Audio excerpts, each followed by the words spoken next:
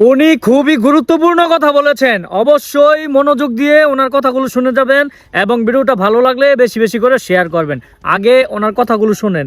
তাদেরকে কেন আমি এনেছি? কারণ তাদের সাথে আমরা প্রতিনিয়ত ক্লোজলি কাজ করছি।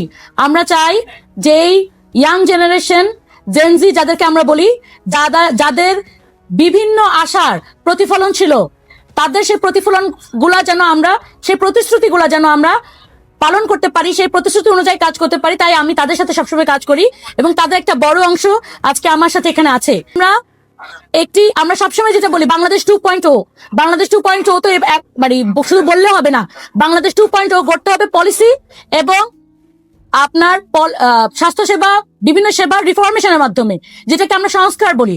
এবং এই সংস্কারের মাধ্যমে আমি আশা করি আমরা একটি বেটার ঢাকা 10 পেতে পারি। আমরা এমন ঢাকা 10-এর স্বপ্ন দেখি যেখানে শুধু একটি এলাকা অভিজাত নয়, প্রত্যেকটি এলাকা মডেল এলাকা হিসেবে বিবেচিত হবে। জি, ধন্যবাদ।